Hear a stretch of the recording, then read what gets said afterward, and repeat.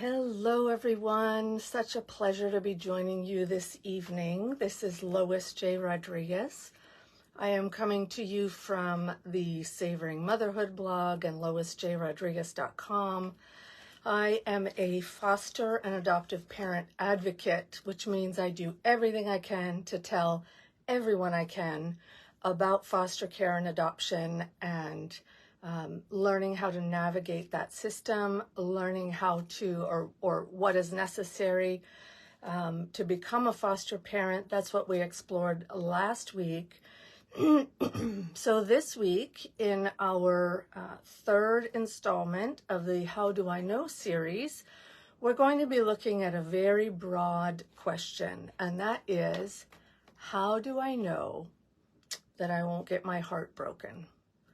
I would say that over 90% of the time when I would talk to people about being a foster parent, that was the first thing they would say. Oh, I just could never do that. I would be so afraid of getting my heart broken.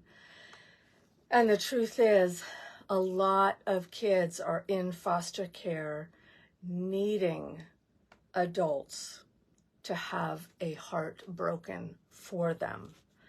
It doesn't make it any easier for us as foster parents. Having a broken heart is difficult. Saying goodbye to people we love is difficult.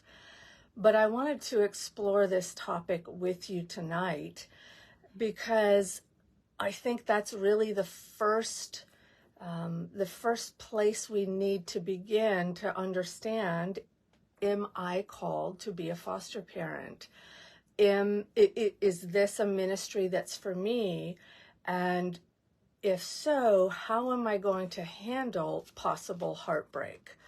Now, am I able to answer that question for you? Absolutely not. Again, the question that we're exploring tonight is, how do I know that I will not get my heart broken? So, of course, everyone is different. Everyone loves differently. Every foster parent comes to the table with something different emotionally.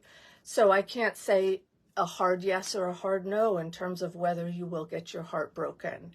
But I wanted to offer some perspectives so that you could really think beyond that primal emotion of, I'm too afraid that this is going to hurt me.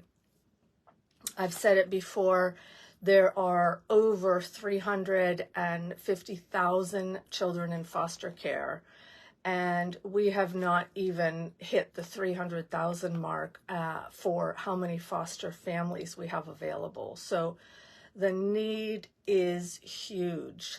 Next week, we're going to explore other things in terms of what could you do to minister to children in foster care if you are not called to foster parent. But for this week, I'm going to take a look at the different things for you to be thinking about in terms of, can I handle this? Can I keep this in perspective? Can I move forward, even knowing it could be difficult, but knowing that this is the right thing for me at this time? So the very first thing, the whole entire purpose of foster care, it is not for us to build our families through adoption from foster care. Now, of course, I have 4 boys. You can see them back there in the picture. Incredible kids, all adopted from foster care. But the truth is, at any point in time, until that gavel dropped, there was a possibility that we might have to say goodbye to them, because the entire purpose of foster care is to, or of foster parenting, I should say, is to provide a safe, loving home for children who have been misplaced, taken from their families, while their families take the time to work the services that they are required to work to be able to get their children back. So that could mean a number of things in terms of what those services are. But the whole purpose of foster care is what's called reunification. Reunification means the end result that we are wanting for this family whose children we are caring for is for them to become once again a healthy and whole and reunified family. If a birth family can be a safe option for children, that is where they need to be. That is what our foster care system tells us. We do not pull children to just hand them off to families who are looking for children and can't have them on their own. So it's super important before you ever even take the step into becoming a foster parent to ask yourself that question: can I support reunification? Because that is the whole purpose. If you are not able to support reunification, let's talk about a few things here, or let's help you work through some things so that you can really ask yourself some questions on maybe why can't you support it, or what can you do to make it possible for you to be able to come on board on the terms of reunification. So put yourself in the shoes of someone who has just really had a rough life. Mom was in foster care. Mom got pregnant at the age of 16. Mom hadn't a clue what to do. She now has a baby in her arms. She has an angry boyfriend. She does recreational drugs on the side, and now she's really feeling quite addicted to them.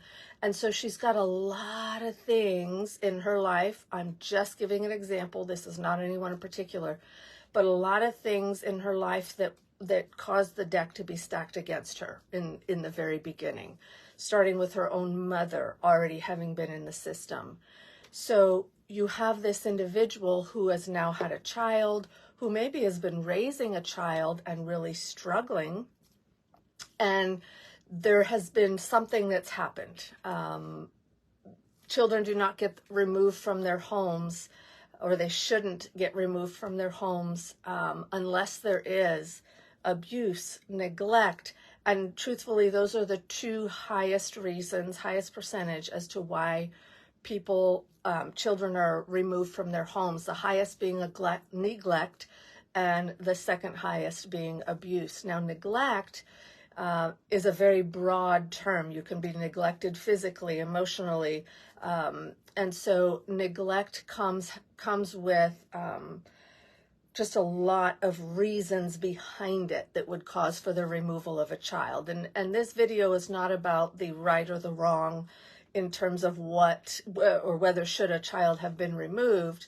This is really to keep our perspective on what the system really is supposed to be about. So mom's got herself in trouble. She's in the system. Her mom was in the system. Her babies are now going to be in the system.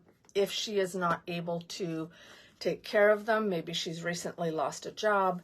Maybe she is taking every penny she can and investing it into drugs that are just making it an unsafe place for her children.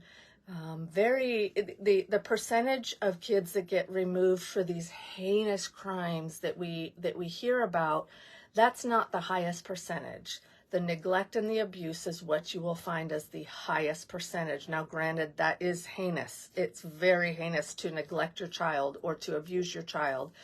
But those are the two main reasons for removal. So mom's gotten herself in trouble. The county now comes in, they pull the children, and they are looking for a home for those children. Mom is not looking to get rid of her children. Mom is devastated at having lost her children. And mom, hopefully, is ready to sit down with her own caseworker and say, you know what, I'm going to do this. I'm going to work these services so that I can get my children back. And she needs to have the assurance that her children are being well cared for by a foster family who is in agreement with reunification, with caring for her children while she has the time and the space and the tools given to her by her caseworker so that she can then get her life straight, whether it be finding an apartment, whether it be getting a job, whether it be staying clean or sober, lots of different reasons, but she has services to work and she is given a certain time frame to get those services done. So putting yourself in the shoes of birth mom is so important, because then you can start to understand why reunification is the whole reason. We are not looking to have a baby stolen from an underprivileged mom and given to a different mom. Families belong together. Blood belongs together as long as it is safe. So kids are brought in. You become a foster parent to just a myriad of children. They're crazy kids. They're running around kids. They're all different colors. They're all different backgrounds. They're just this beautiful rainbow of lives coming together under your roof. But you are always needing to hold on to that knowledge that you are pouring into these children for as long as you have them. Now, one thing to consider, a lot of people are nervous about taking care or getting to know the biological family, the birth family. And that is something that there's people on both sides of the pros and cons here, because some people are just plain terrified of the birth families, but getting to know the birth family of the child that you have in your home is one excellent way that you are able to remain in the life of a child. So are you going to have your heart broken when it's time for that child to be reunified with his or her birth parent? There'll be some pain. It's going to be difficult. That's why this ministry to children is so important, because we have to pour our lives into these kids, or else they will simply feel like they are being shuttled around. And what we want to do, especially as Christian parents, is we want to be a physical form of Jesus to these children. We approached any kids that came into our own home as an opportunity, whether short-term or long-term, to love them the way Jesus has loved us and commanded us and shown us how to love others. So being a part of a child's life, whether it be just for a few days until things settle down, or whether it be for a few months or a few years, that thought that they are going to be reunified and you are going to pour as much into them as you can until that reunification happens, can make it easier for you when the time comes to say goodbye. Now, aiming to have that open relationship with a birth family is wonderful, and I know many foster parents who have done that it's been time for little Joey to go back to mom, and it's really hard on foster mom, and birth mom is very excited. Little Joey goes back, and then suddenly birth mom is like, oh my goodness, why is this happening? Where did this change? And having the foster parent to go back to is a wonderful thing and a wonderful way for you to remain involved in the life of this person that for a short time you called your child. After that reunification happens, you are not required, obviously, to stay in touch, and the foster parent, the biological birth parent is not required to stay in touch with you. So during the life of this child in your home, during those months that possibly the child is going back, having home visits, having supervised visits, having overnight visits, these are all different things that are worked into a child's plan depending on what their removal was that they were pulled for in the first place. But continuing to stay in touch, starting that relationship even during the time that you are going and dropping children off for visitation, that can be positive. It can encourage the birth families Imagine what they've gone through. Imagine the pain that they've gone through. And I'm not talking about these birth families that are doing the terrible things to kids. I am talking about the birth families that just got a bad start. Things were stacked against them in the beginning. They didn't have the training they needed to be a parent, whatever their circumstance is, but they are ready to do the work to get their kids back. And those are the children whose parents it is so beneficial to keep yourself open to. Don't push yourself on them and don't force a relationship, but encourage it if the birth parent wants to be involved. So, am I going to get my heart broken? That's a question that you have to answer. But more importantly is, are you able to support, as a foster parent, the entire goal of foster care, which is reunification? So I wanted to read another excerpt from my book, one that's been part of a lot of different readings for a lot of different people. I have this for all my beta readers going out, and it's such a special, special story about a little girl. In my book, I call her Lana. And Lana came to us when we were living in Texas. We followed our dream of having a little hobby horse ranch there, and we had one horse that was extremely special. So I write about that horse, and I write about the time that Lana came to visit us. And here is our experience with her. It said, "Animals can reach into places with hurting kids in a way that humans just cannot.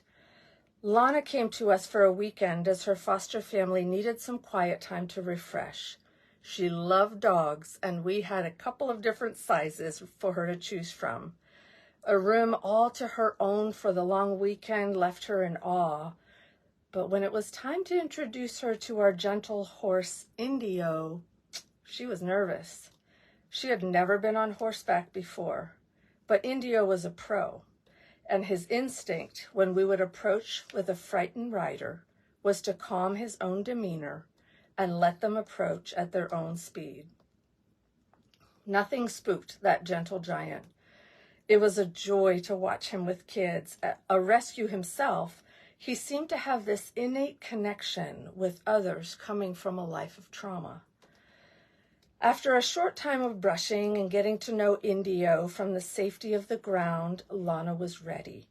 She very slowly, very gently swung one leg over while keeping the other firmly standing on our boarding deck. And she waited. Indio's breathing was calm, his head relaxed. He was waiting for her signal. And so with eyes squeezed shut, we helped her eyes were squeezed shut, not ours. We helped her up and got both feet in the small leather saddle. She pushed a nervous breath out and she opened her eyes. Would this massive animal take care of her?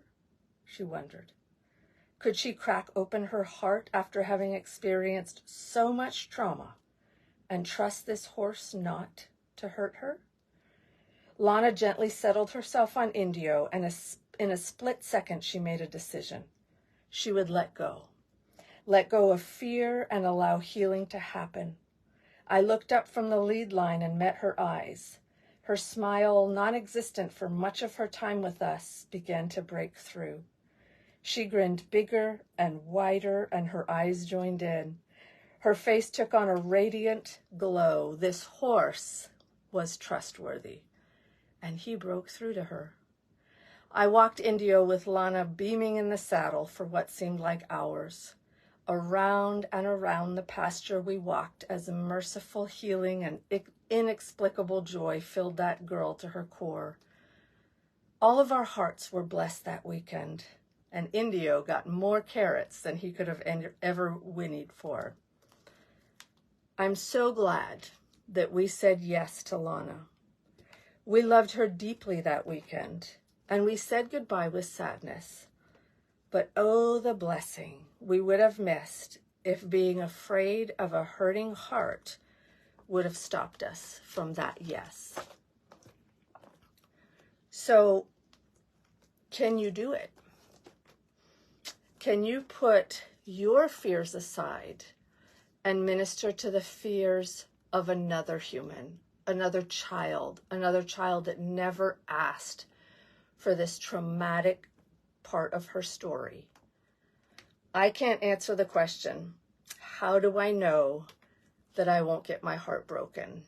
I can only give you the details, share information about what our experiences were as foster parents, share stories with you like the story of Lana and Indio, and I hope that you can see, shining through all of these things that I'm sharing, a heart that says, it hurts, but it is worth it. It's worth it to leave a legacy to children who have been traumatized. It's worth it to show them that the adults in their lives are not always adults that will hurt them. Foster parents can be good foster parents. So do not listen to those that simply throw out the flippant, oh, a foster parent's just doing it for the money, or foster parents are worse than the families that the kids were taken out of. A good foster parent, I said this last week, has a heart for hurting children. So if your heart is soft toward children that have come from these hard places, then I am willing to wager that your heart is the exact kind of heart that these children need. And so I ask you, can you support reunification? Can you support birth parents who are doing the very best they can by working the services that they are told to work so that they can get their kids back?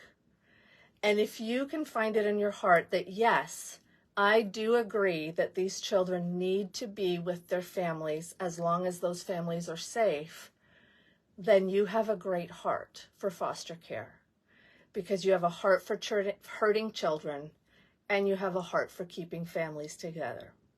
So if you extend that heart to children in need, children that Jesus showed us how important they are to his heart, then he will reach out and protect your heart. It does not mean it will not break, but it does mean that you will be able to see the beauty in your own broken heart of what you have set forth and what you have taught the children that have come into your life, that have crawled into your heart, that have made a little home there, and that are taking a piece of it away with them when they go home to their birth mom and dad. So foster care is complex.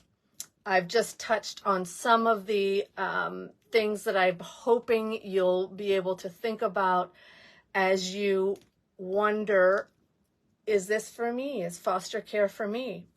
And next week will be the last week in my How Do I Know series. And next week, I will be wrapping it up with the question, how do I know if I am called to be a foster parent?